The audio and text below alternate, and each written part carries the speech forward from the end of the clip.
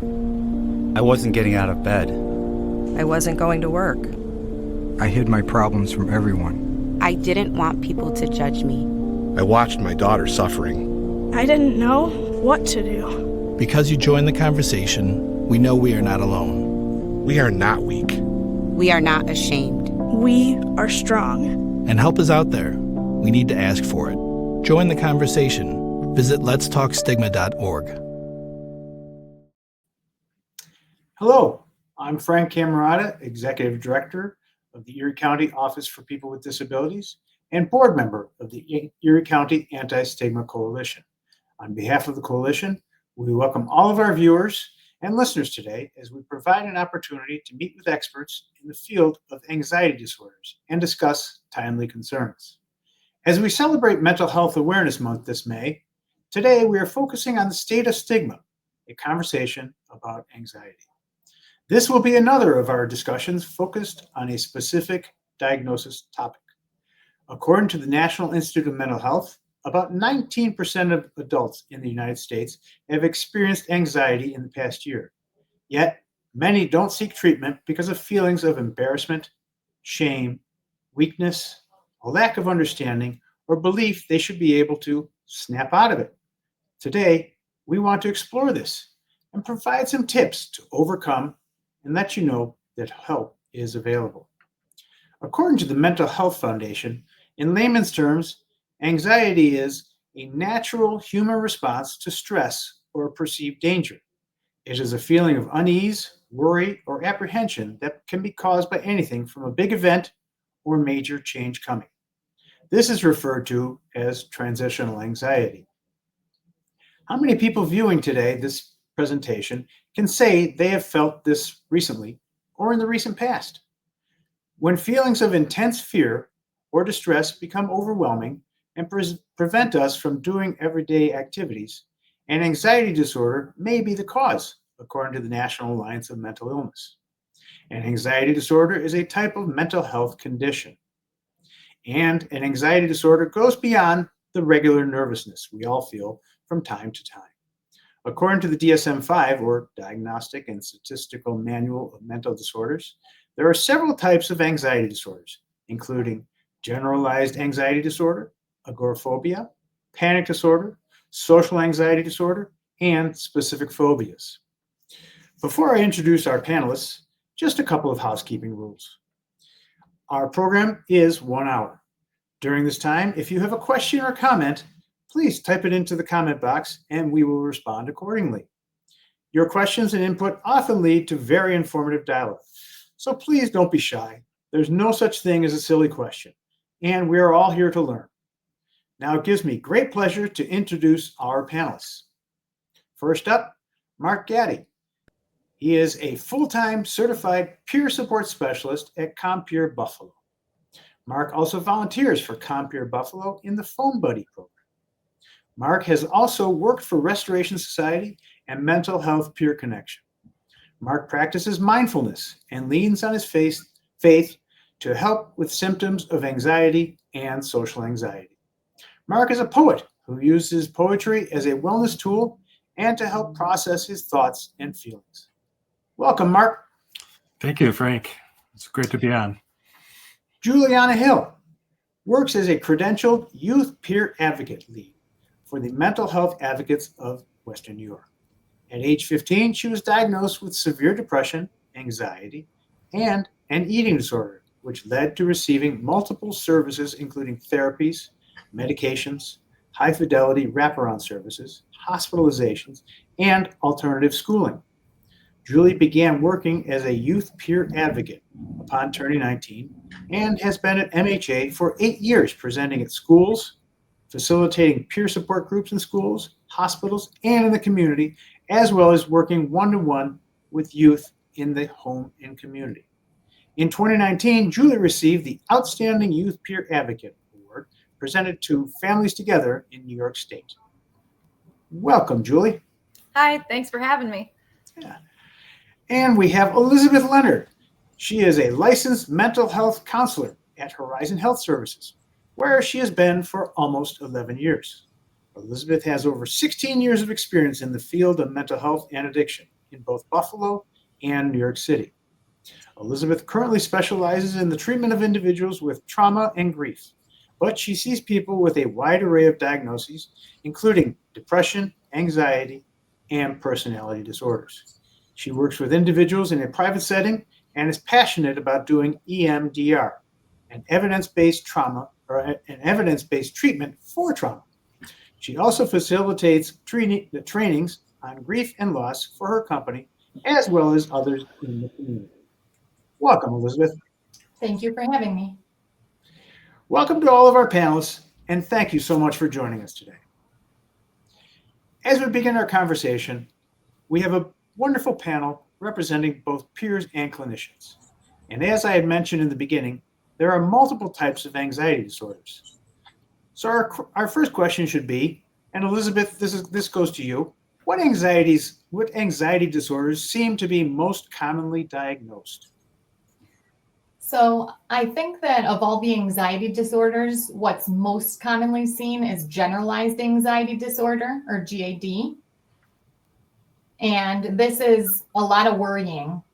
It's chronic over time, 6 months or longer, and it involves thoughts, a lot of the ways we handle life stressors, but a lot of symptoms of restlessness, difficulty concentrating, feeling keyed up, muscle tension, some irritability, and thinking about the future, sometimes with worst case scenario thoughts, the what ifs.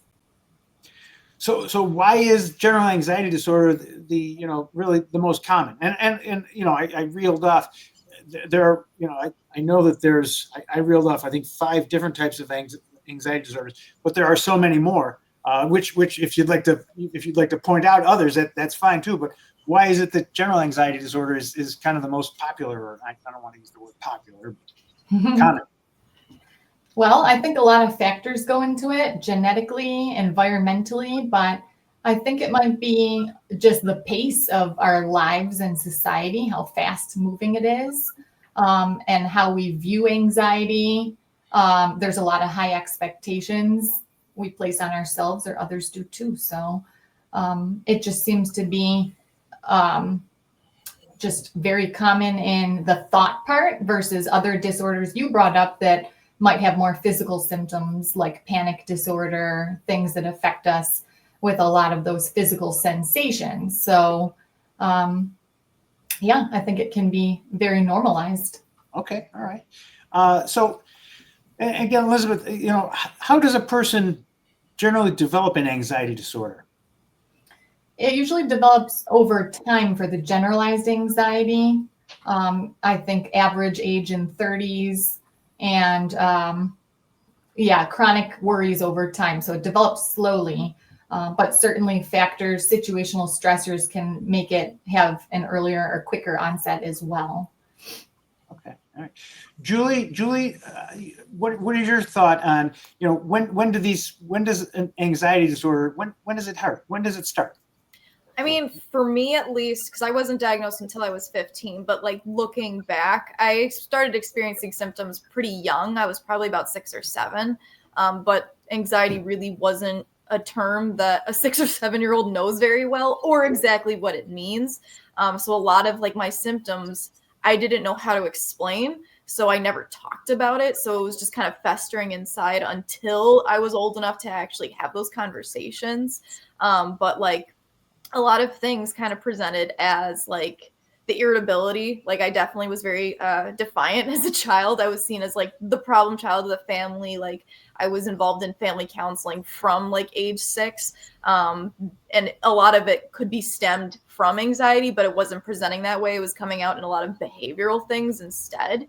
And then there was a lot of like, I remember just feeling sick all the time. Like there would be many times would it be like something as simple as I want to go to a friend's house. And I've been to this friend's house plenty of times before, but now all of a sudden I'm sick to my stomach. And I know it's not because of the food that I ate or because I have the flu, but now I'm stuck in the bathroom. And so like, I didn't know how to tell my parents that like, hey, I just feel sick to my stomach for no reason. So it wasn't something that was talked about until I was in my teens.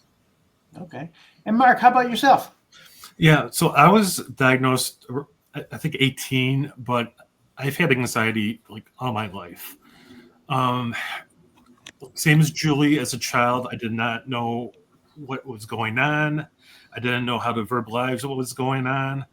I just had like this fear of like, I'd have friends, I'd play with friends out in the neighborhood. I'd go into their house and just like total social anxiety of like worried about whatever the parents talk to me, what happens if the siblings talk to me, just all these like scenarios, just this like fear of like people like engaging with me. And early on too, like kindergarten, just like coming up with stories to try to stay home from school, making up stories, and just trying to, avoiding school, missing schools. So it really happened very early on, but the official diagnosis wasn't until like 18 years old. Okay. And Elizabeth, Mark and Julie mentioned it happened at a very early age. Mark mentioning, around kindergarten. Is this something that is a genetic predisposition? It can be, yes. If there's family members that have it, it can certainly make you more likely to. But as we said, environmentally as well, the environment growing up, and maybe what you learn, how parents respond to things, or if there's anxiety, it could be learned. Yeah. So can I chime in? Please. So my mother, I'm pretty sure, had anxiety. Like she always worried. Like in school too, I had like a lot of like sort of like picked on a lot. So sort of like a lot of that trauma too. So I think it was a combination of just like genetics, observing my mother's behavior, and then like some of the traumas I experienced. Yeah, I would agree as well too, because my entire mom's side of the family have all the mental health comes from them. So they have also struggled with anxiety pretty well. So it definitely genetics, and then just I'm sure I probably internalized a lot of what I saw as a young child, and probably just kind of manifested that way too. Okay, all right. So we talk about this as something that happens when we're younger, and it may have something to do with genetics. Elizabeth, again, I'm sorry. Can older adults develop an anxiety disorder? Definitely. It can really develop at any age, but with the older adult population, there's often anxiety that comes in with physical impairment or illness, or just the factors of aging, or grief and loss becomes more common. So other things can then result in the anxiety to present. And it could have been there from a young age as well, but as we said, with stigma, maybe it was never diagnosed, there was never treatment, or the person may not have talked about it. So various life factors could certainly affect the fact that somebody has an anxiety disorder or diagnosis. Yeah, that's okay. Interesting. So again, Elizabeth, mental health diagnoses affect so many people. Is there a difference between genders with anxiety disorders?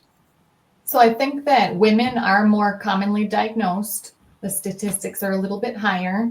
But again, I've seen anxiety present in men, women, all sorts of backgrounds. And again, stigma, is it more likely women seek treatment? Older generations being taught men don't cry or be tough. There's some of those belief systems that maybe prevented men from seeking out treatment. Interesting. Okay. All right. So I don't know if you can give statistics. This is a difficult question, but in general, what men versus women, who has the higher level, or is it 50-50? I think a little higher in women, but again, so many factors that might contribute to that. Okay. Yeah. All right, and it's probably much higher. Is there a higher diagnosis rate for children versus adults, or is it vice versa? Well, I think as Julie shared, not knowing how to identify some of those symptoms might prevent children from getting the treatment they need. But we are seeing a lot of children that have it now, and Horizon treats children in addition to adults. So it's something that's so across the board that can affect anyone and everyone. And I think we've all kind of experienced anxiety at some point. So yeah, just having the ability to talk about it and reach out for treatment can be with adults or children. For any one of you, is there a specific tool to diagnose whether somebody has it, or do you just go to somebody like yourself, Elizabeth, and after talking it out, you say, oh, well, you have anxiety. So, I mean, is there a specific tool that therapists use, or?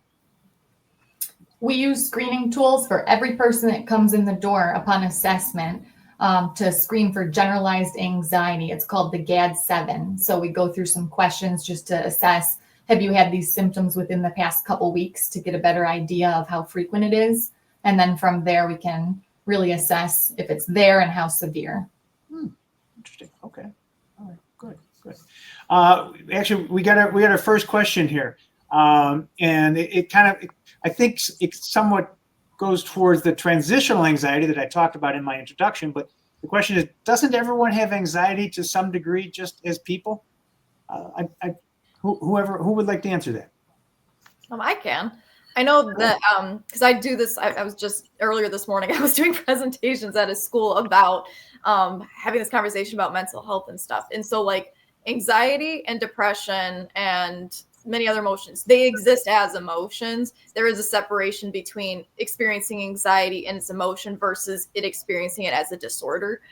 Usually the biggest hallmarker has to do with just usually the frequency, the intensity, the duration, all things surrounding that. So like there are plenty of times where anxiety can be really helpful for you because it kind of, it's meant to trigger that like flight or fight response type of thing where it spurs you into some sort of action. It helps you become more aware of your surroundings. It helps you pinpoint your focus on exactly what is going on. But then there's the other times where it is not really justifiable anymore. It's something where it doesn't always necessarily make as much sense, especially for the level that it tends to be. So usually for me, how I determine it is how much is starting to affect the daily, like the day-to-day things that you do in your life. So if it's affecting your ability to sleep properly, if it's affecting your appetite, if it's affecting your concentration, if it's making it harder for you to be able to do the things you normally love doing, or by, hang out with the people that you want to hang out with, then it would be more of a different kind of conversation. Okay. All right. Anybody else want to chime in? All right. Mark, Yes. You got the next question. Okay. Elizabeth, I'm saving you here. Mark, what are some common myths or misconceptions about anxiety disorders? Yeah, for me, it's like, I've had people tell me, like, snap out of it. No, what do you have to be anxious about? Oh, everyone gets anxious.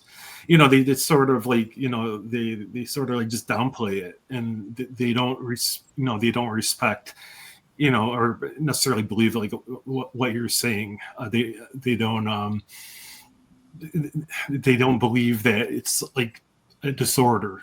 And and I really do feel like, men have that sort of like stigma a little bit more because of that, because men have to be tough and they have to power through and so yeah.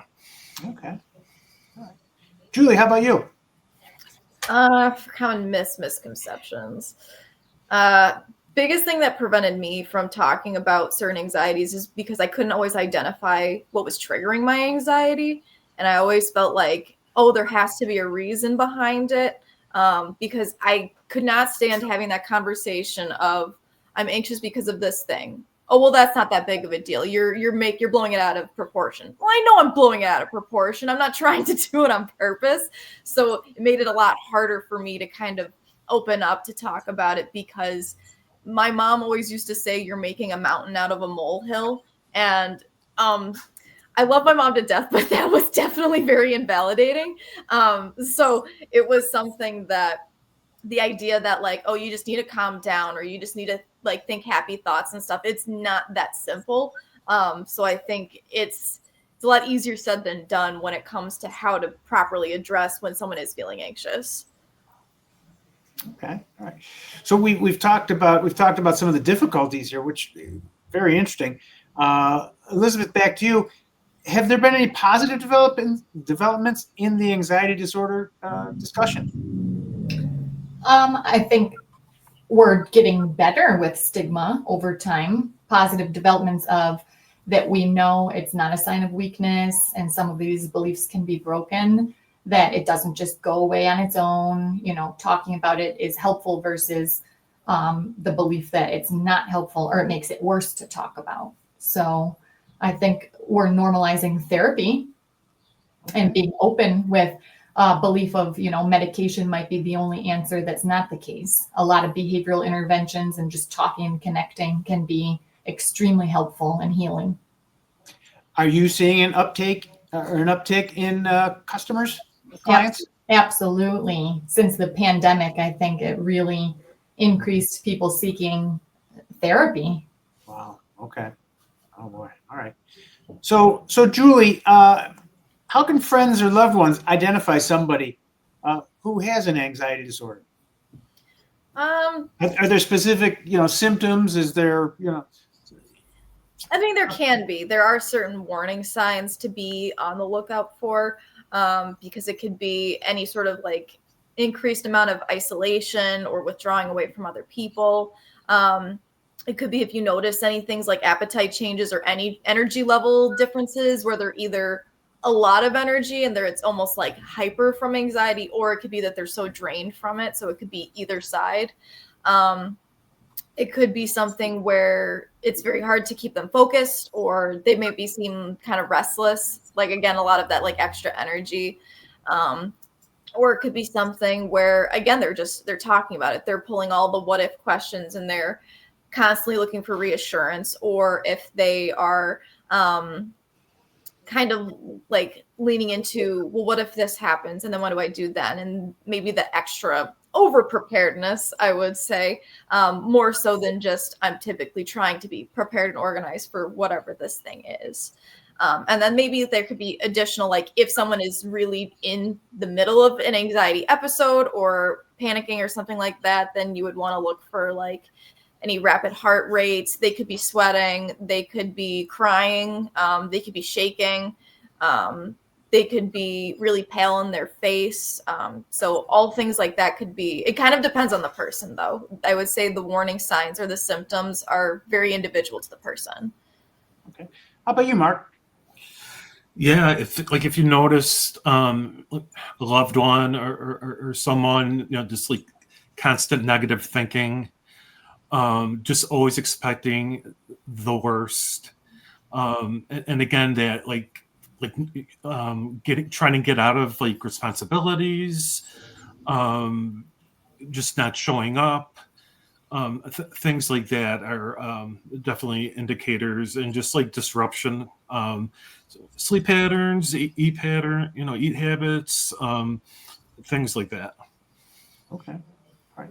And Elizabeth, just a couple questions here. Risk factors involved. So I would say, in addition to what Mark and Julie shared, that risk factors might be avoidance, like Mark said, just trying to get out of things that normally would have brought joy, with functioning being more impaired. Other risk factors might be substance or alcohol use, finding ways to numb the intense emotion and feelings that are happening. Behavioral addictions, if there's anything impulsive going on with excessive shopping, or if there's gambling. So I would say those are big ones to watch for, with some of the things that might be higher risk that we have to help manage and address soon. And can anxiety be comorbid? Definitely. In what way? I think that, go ahead, Mark. Oh, go ahead, Mark. Yeah, for me, I have anxiety and depression. So when I was first diagnosed, was both, and I had trouble like wrapping my mind around that. Like, how can I have both? But definitely do. Okay. All right. We received another question here. Thank you, caller. The question is, can you explain why someone can have a panic attack? And do you have suggestions for preventing or stopping a panic attack?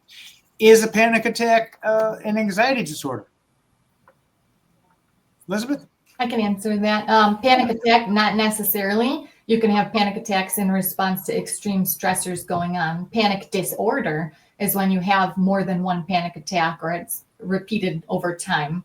And panic attacks are when you have intense physical symptoms, really from head to toe within just a few minutes. So feelings of chest tightness, sometimes people think I'm having a heart attack. Feelings of doom, racing heart and blood pressures up and blurred vision and stomach issues. You could really name how it affects every part of the body. So panic disorder then there's anxiety about, am I going to have another panic attack? Like in public or during whatever I'm doing. Okay, all right. So let's talk about treating an anxiety disorder. Is this something that is complicated to treat? Actually, Elizabeth, I'll start with you, but Julie and Mark, please chime in. Is it complicated to treat? Yes. I guess that it really depends on the level of severity. I always try to stay open to any challenge or look at, the person as a whole coming in the door. I view it as a person with anxiety. So it's a collection of symptoms. And yes, while it could be complicated, I think helping a person break down what's going on is so important. We want to get a clear picture, identifying all symptoms and fully assessing how is it impacting them mentally, physically, behaviorally. And then we make a game plan. We do treatment planning and we decide, okay, coping skills, what's going to help you? And do we need psychiatric services, an evaluation to determine if medications are needed or helpful? So it's very collaborative and it's very big picture, looking at all parts of that person. Okay. I just want to chime in my personal experience. So I have counseling, so talk therapy, medication, and then of course, the coping skills, the coping mechanism, and just really sort of like, working it's a full-time job. It's sort of like working on, your recovery and dealing with the symptoms and just, finding those social supports, those natural supports as well as so important. Julie? And then I would say from my experience, when I've experienced the worst of my anxiety, it was my junior year of high school. And we called them severe anxiety episodes because they lasted for hours and it was exhausting. And by the time I was experiencing them, because they happened almost every weekend, like clockwork, they tried to do a lot of talk therapy with me, and it was not something that I was really receptive to because, again, I could not figure out or pinpoint what was causing the anxiety. And they were like, well, there must be some sort of thought that's creating this anxiety. And I was like, no, I'm thinking I wish I would stop being anxious right now. So I remember it was like my first time really ever trying to advocate for my treatment. And I was trying to ask for medication to take as needed because I was already on like antidepressants and things like that, which can help with like maintaining like your levels of anxiety. But I wanted something to take in the moment.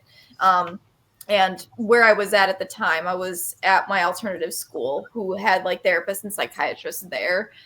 They were not receptive to my advocacy, and it made it much harder for me to feel like I was able to actually get treatment. It wasn't until a few years down the road when I was over 18 that I was able to get like Klonopin to take as needed. And that has been a safety net for me because it's not something I take every single time I'm anxious. I definitely try to use other coping skills and strategies before resorting to medication, but it's something that I always know, like I have the reassurance it's in my back pocket type of thing if I should need it. And I know that it will potentially save my life because of how debilitating my anxiety can get. Okay. All right. Well, if anyone is just joining us, I'm Frank Cammarata from the Erie County Anti-Stigma Coalition, and I'm joined by Mark Gatti, who is a certified peer support specialist at Compeer, Julianna Hill, who is a youth peer advocate lead for Mental Health Advocates of West New York, and Elizabeth Leonard, who is a licensed mental health counselor at Horizon Health Services. Today, we are discussing the state of stigma and anxiety disorders.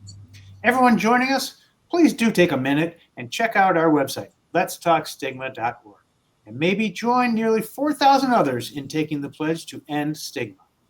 Also, if you're connected with a business, organization, or faith community, you can become an organizational member of the Anti-Stigma Coalition. You can find information about membership on the website under the Members tab. And now, back to our panelists. When we as everybody knows here, we have a little pre-discussion. And part of that pre-discussion, we talked about something, some items called CBT, DBT, and ACT. What are those? Who would like that? I can answer. Okay. Those are different kinds of therapy. So there's a whole lot of different kinds that have a lot of similarity in ways, but CBT is cognitive behavioral therapy. So it addresses how our thoughts and behaviors are connected. And a lot of that work involves challenging some of the negative or irrational thought patterns we have. DBT, dialectical behavioral therapy. That's very helpful therapy that helps accept the reality of the situation and our behaviors, but also change reality and unhelpful behaviors. It helps with mood regulation and a lot of mindfulness skills. ACT, acceptance and commitment therapy, is another version of accepting thoughts and emotions and that they're appropriate reactions. So more acceptance versus the change. So all helpful, and I think a lot of us practice eclectically with using different versions of therapies that help meet a person where they're at. Okay. And we also talked about medications, and Julie touched upon it. What are the specific medications people do take for anxiety disorders? Julie had mentioned one. Julie, Mark, Elizabeth, whoever would like to answer that, I'll give you all, So I take Klonopin as well, as needed. That's like sort of like the last resort if like my coping skills aren't helping. I also take hydroxyzine, which is a non-controlled substance. I think it's an antihistamine, and that helps. That's a safer medication to take for anxiety. Okay. And I see that a lot of prescribers provide antidepressants for anxiety, that they also help with those symptoms. SSRIs, things like Lexapro can help with anxiety as well. The benzodiazepines like Xanax, Klonopin, being controlled. I see a question in the chat about meds, and I guess when you think about certain meds, they can be addictive.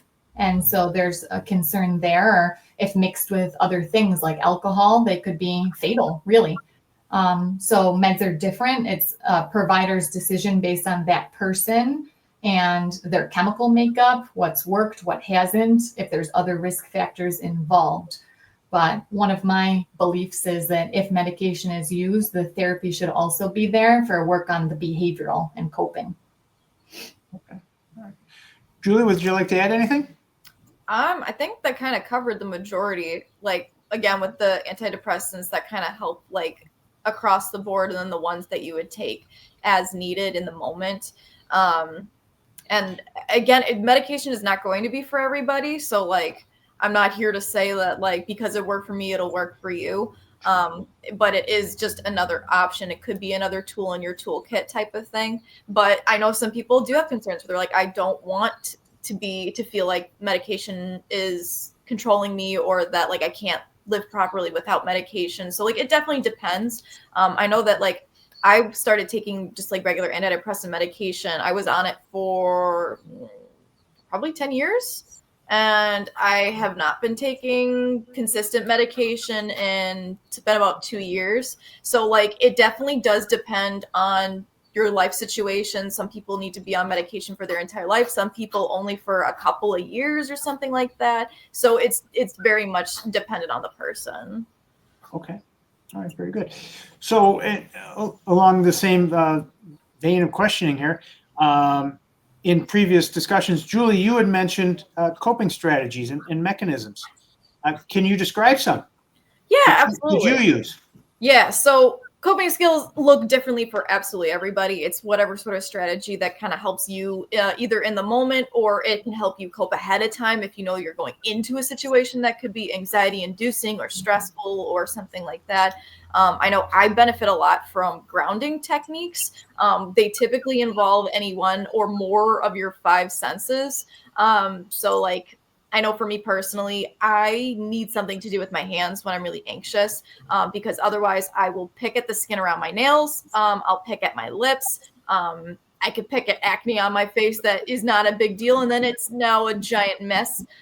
So I usually tend to benefit really well from like fidgets or stress toys. Like I have a couple of, sorry, my foster kitten's walking behind me. But I keep like fidget toys and stuff like on my keychain. In my purse, I always keep like worry stones or crystals that I'll kind of use in the moment to kind of just run around in my fingers, things like that. I know that I tend to benefit pretty well from things that smell good. So using like aromatherapy, like oils that I can put on my wrist, or if it's like lighting a candle, if I'm in a place where I can light a candle, or, you know, even just smell it or something like that. I tend to do well with those types of things. Also temperatures, cold temperatures help me a lot as well. So like in the wintertime, it's very helpful just to go outside and feel like the cold air on your face, or if I can, you know, splash some water on me, put an ice pack on or something, that tends to help me a lot. Interesting. Okay. And Mark, I will ask you the same question, but I'm gonna throw a different spin on it, because in our conversation you mentioned mindfulness as one of your coping mechanisms. Talk about coping mechanisms, and then talk about mindfulness. What is mindfulness? Okay. Yeah. So mindfulness is just basically like being aware, being in the present moment. And that's, it goes like what Julie was saying about sensations, aroma, just being aware of sounds, and being aware of your thoughts, being aware of your feelings, being non-judgmental. So if you're having some anxious thoughts or whatever, you don't like criticize yourself for having the thoughts. It's a sort of like acceptance. Mindfulness could be meditation. It could be something as like washing dishes, just like focusing on washing the dishes, the warmth of the water, the feeling of the soap on your hands, just like washing dishes for the sake of washing dishes, trying to like focus on that activity and not worried about what you're going to do later, or worried about what happened earlier on in the day. It's just really focusing on that, taking a mindful walk, focusing on nature, the color of the leaves, the wind, the feeling of the rain on your skin, listening to calming music. You just be mindful of the music, being aware of the specific instruments, of the voice, the cadence of the voice, things like that. Just really being, trying to be in that present moment, just trying to be aware. And you, in your introduction, had mentioned poetry. Poetry, yeah. So I'm a poet. I've been writing poetry for, God, I don't know, probably over 30 years.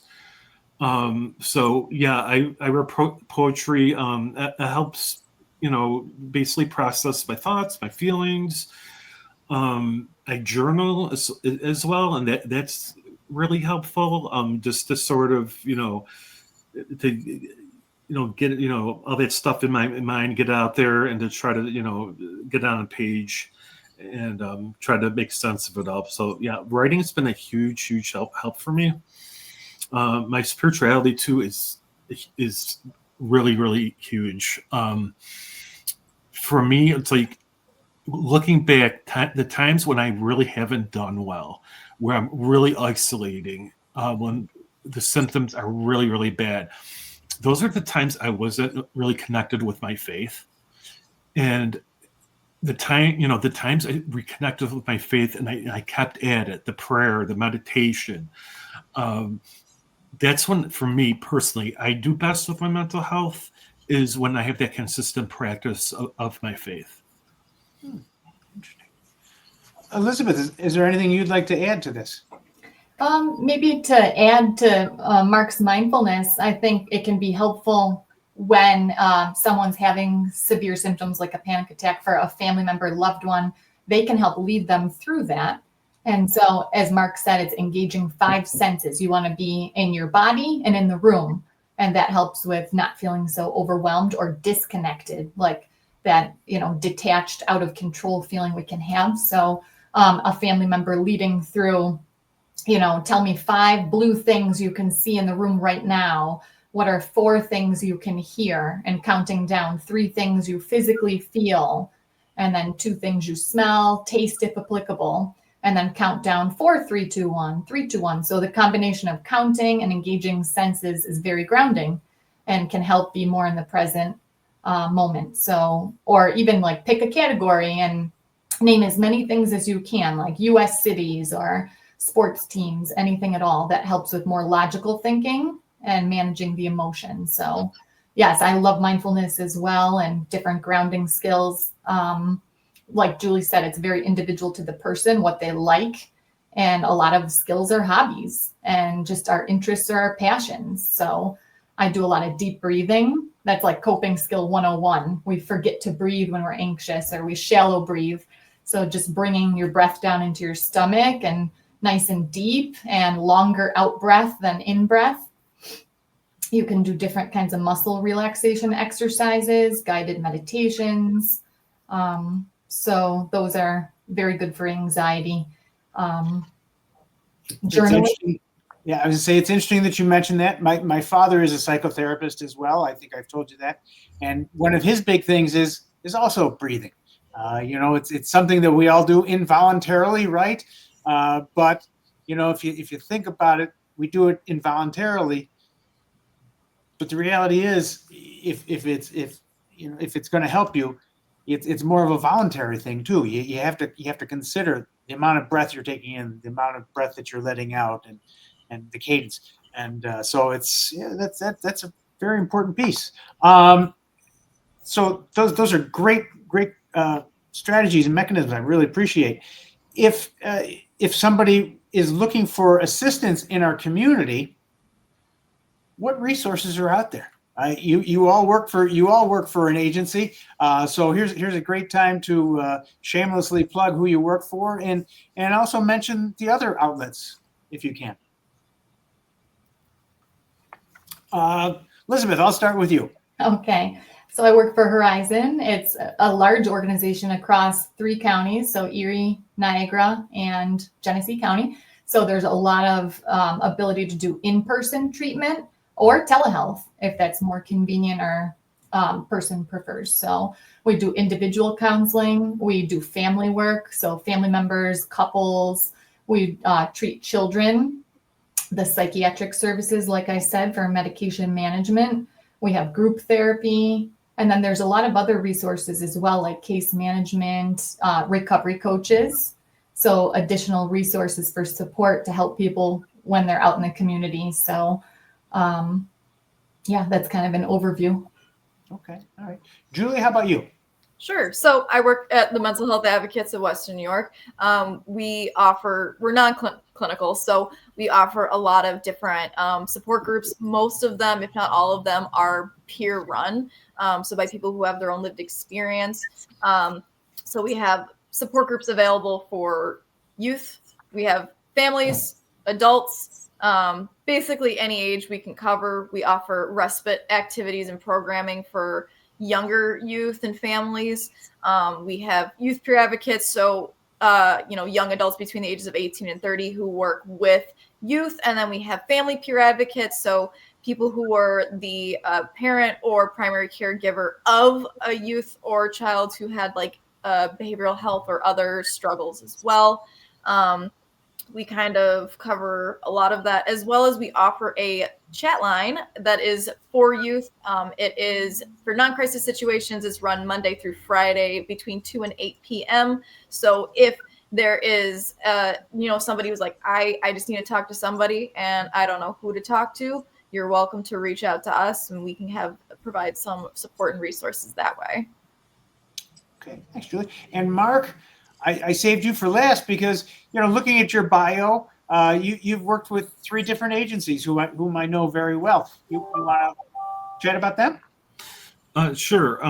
So currently I work for Compeer Buffalo. I'm a peer support specialist. So Compeer is we're a non-clinical mentoring model. So the traditional models, we match a client with a volunteer, and the volunteer will offer friendship support, going out in the community just to have folks to get more comfortable in social situations, to build confidence and things like that. We also offer social activities, group activities, and then we just started the peer support program. We started that last year. We're building that up. I'm a full-time peer support specialist, and I match with clients to work on goals. Again, that social engagement. If they're not comfortable going out in the community, I'm there for the support. I share some of my own experiences and sort of as a role model of recovery. I also worked at Restoration Society previously at the Empowerment Academy. That was a drop-in center for folks. A lot of our folks were experiencing homelessness, so we helped them just have a safe space, working on goals. And also Mental Health Peer Connection was my first peer job, and I was a peer specialist, peer advocate. They had me working at ECMC Behavioral Health, and I also worked at Buffalo Psychiatric Center for Mental Health Peer Connection. Great. So the 3 of you were just talking about work and where you work for, and the interesting thing is we received a question, which I really appreciate, because in my role with Erie County, I am an ADA, American with Disabilities Act, ADA coordinator with regard to Title I. Title I is the employment piece. And so one of the questions that we received here is, any advice for employers to help people with anxiety? Who would like to take that?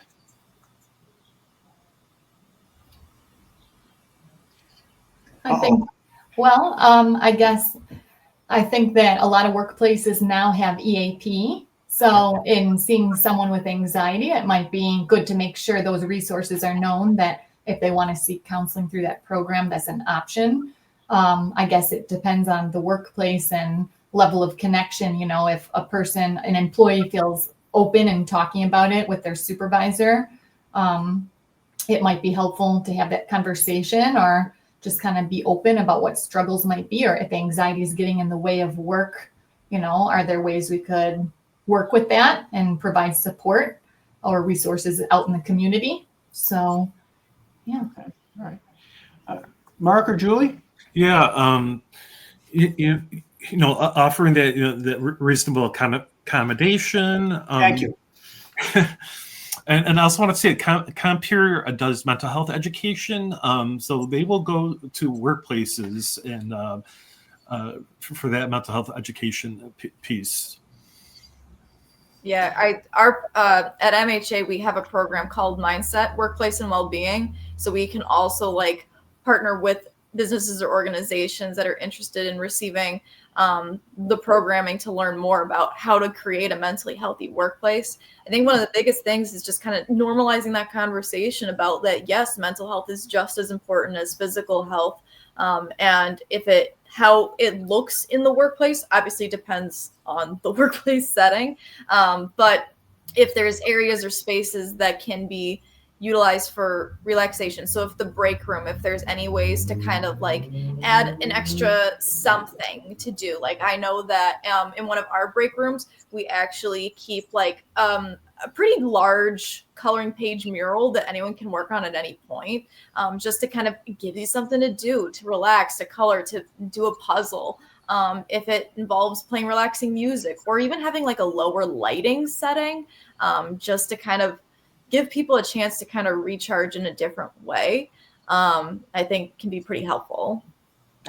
And that's a great example, Julie. That's a great example of a reasonable accommodation that Mark had mentioned. And if I may throw out, because again, it's the work that I do for Erie County. There's an organization called the Job Accommodations Network. Has anybody heard of that? Okay. Job Accommodations Network is actually through the West Virginia University Job Accommodations Network, and then there's the Northeast ADA Center. Two organizations that really help with ideas with providing reasonable accommodations in workplaces. But specifically Job Accommodation Network, they have a list. They list the specific disabilities and how to potentially reasonably accommodate those people with disabilities, and different ideas on how to accommodate them. Because it is important that employers do accommodate their employees with whatever type of disability they have, because it's a heck of a lot easier to maintain employees when they have a disability than having that rotating door and having to train somebody every other month because they just don't last or whatever. So it's great for employers to provide those reasonable accommodations, and so what MHA is doing, that sounds really terrific, Julie. Thank you. So we kind of touched on the stigma thing, but let's delve a little bit deeper. We have a few minutes. What are some stigmas involved with an anxiety disorder, and what can we do to overcome those stigmas? Mark, can I start with you? Yeah, I mean, from my experience, it's like it's all in your head. You're just imagining it. What do you have to be worried about? Get over it. Just sort of like downplaying your experience. And for me, it's just like having like honest conversations with folks. Anxiety is very common. And I do believe society today. We're coming along, but still that stigma's out there, and sort of be an advocate, challenge those those fallacies about anxiety. I like that. That's good. How about you, Julie? Let me think. When it comes to stigma, it's a loaded question, just because stigma can present in so many different ways. Because it's not something that's always just so obvious as, you're making a big deal out of nothing, which does happen. But I feel like sometimes there are other smaller things that people can say or do that seem like they're helpful, but then it's not at the same time, where, someone might, again, just suggest to just go for a walk, just think those happy thoughts, things like that. And then I also think it's kind of like that idea that just when it comes to anxiety, that there's a lot more. It's very a nuanced thing. So it's not something that one thing is going to work for everybody, which we've already kind of discussed and things like that. But also the idea that this is something that either you're going to live with forever or you experienced it once and then never again. So I think it's kind of, we need to have that kind of conversation about that. Again, this is something that anyone can experience anxiety with and about, and anyone can benefit from learning about coping skills and learning about treatment options and learning about supports and how do you ask for help and things like that, and how do you reach out to someone who is struggling. But also just knowing that when it's something more, and when it's something that's a little bit more serious, to kind of take it seriously as well. I think one of the biggest things that I tended to struggle with when my anxiety was at its worst, that people assumed what would help me, and then I was no longer in control. And that was something that I desperately needed, was to feel some amount of control out of the amount of chaos that I had. So trying to feel some amount of still I'm responsible for myself, or here is what I want, or here's what I don't want. And I feel like that needs to be talked about more, is just allowing that person to still feel like they're in the driver's seat when they're struggling. Okay. All right. Elizabeth, how about you with regard to the stigma piece? I think both touched on really good points. So in addition, just like that sign of weakness that you can't do it on your own, or that having anxiety or any mental health can result in like labels like being crazy or unstable or unhinged, incapable, which even some people think of like psychotic symptoms, like that person could be dangerous or violent. So there's that stigma. And as they said, talking about it, normalizing is so important. Really, it's up to all of us to educate ourselves and then others. And that, we all have our own thoughts and biases and beliefs based on how we were raised or what our cultures tell us. So really examining what was reinforced and, what do we do with that now to be able to stay open and treat everybody with respect, fairness. So I think that's really important. One of my big things I say to people all the time is an anxiety disorder or any disorder is just a collection of symptoms. So even the word disorder carries a lot of stigma, but it's a collection of symptoms. And like we said, we've all experienced the symptoms of irritability and difficulty sleeping and feeling tense or any of those. So, but as a collection of having all of them together, yes, it could be the diagnosis, but that's okay. It then tells us what to do with it. It tells providers how to treat it. And it can give hope too, that others can relate. I'm not alone in this, and that there's hope for healing. Thank you for touching on the language that we shouldn't be using too. That's a very important piece that a lot of times people forget about. Some of those words, like you mentioned, crazy. It's one of those things that you don't think about it, but in reality, that could certainly cause somebody trauma. It is very stigmatizing when we're using that. So thank you for touching upon that. So as we wrap up our discussion today, I'd like to offer each of you an opportunity to provide a brief closing statement. And I will start with Mark. Since I started with Mark, I will finish with Mark here.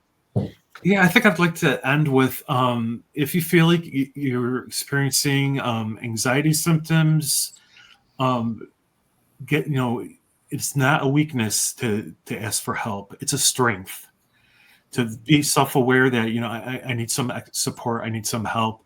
That the saying, no one's an island, whatever. And I couldn't have been my recovery journey without support, family support, friends, counseling, get as much support as you can, as you're comfortable with receiving. There is absolutely not a weakness asking for help. It's actually a strength. Thank you, Mark. And Julie, how about you? All right, let me see. Where do I want to start? So I would say, first and foremost, if you are ever diagnosed with anything, you are more than your diagnosis. You are more than your label. You are a person first, always. I would say that recovery is not linear. It looks differently for absolutely everybody for what works and what doesn't work. And at any given time, your recovery can always change, or what works can always change. So utilize what works when it works. And I would also say that, again, it's okay. It's okay not to be okay. It's okay to struggle. It's okay to talk about it. It's okay to not tell every single person in the entire world. You're not obligated to tell everybody in the entire world if you are struggling. But knowing that there is a community around you that is available to listen, whether it is through your friends and family or whether it's reaching out to one of the local resources. Great. Thank you very much. And Elizabeth, you have the last word. Okay. Well, as we said, being a person with a diagnosis, I think it's important for us to remember that no one wants anxiety, that if they could change it, they would, right? So I think that as loved ones that see someone with anxiety, there was a question in the chat about like what to do to not ignore versus overstep. I think it's important to just maintain connection. That's the biggest thing that's needed for anything, for healing. Connection, it being witnessed. I think it's okay to point out, first of all, the good of trying, the good that a person seeks treatment or that you see positive change and effort, but also maybe just talking through if you see warning signs or risk factors or continued struggle and say, what can I do? How can I help? To empower them to again say, what's working, what's not working. And family members are the most an asset. As a therapist, I see what I see for an hour once a week or every other week, but the family knows so much more about that person. So it's often helpful for me to reach out and get that information from collaterals. But I guess also therapy, remembering that it's a safe place, it's confidential, and within those walls, a person can share openly about their anxiety and leave it there. You feel a little unburdened and heard. And it's an objective approach, unbiased outside perspective. So that's one of the best things of going to therapy. All right. As a reminder to our audience, we need you to take the pledge to end stigma by going to our website, letstalkstigma.org. If your organization would like to join us in our cause, there's information on the website as well. Just click on the Members tab to find out how. Together, we can reduce stigma and create an environment of support where help seeking and help giving are the norm. Once again, I'd like to thank our terrific panelists, Mark Gatti, Julianna Hill, and Elizabeth Leonard. I'd also like to thank everyone behind the scenes, Mike Telesco from Telesco Creative Group for his creative and technical support, and Karen Karaszewski from KKPR Buffalo for their support, for their production support as well. So on behalf of the Erie County Anti-Stigma Coalition, until next time, I'm Frank Cammarata. Join the conversation on mental health, and let's end the stigma around mental health diagnoses. Good luck on your wellness journey. Take care, everyone.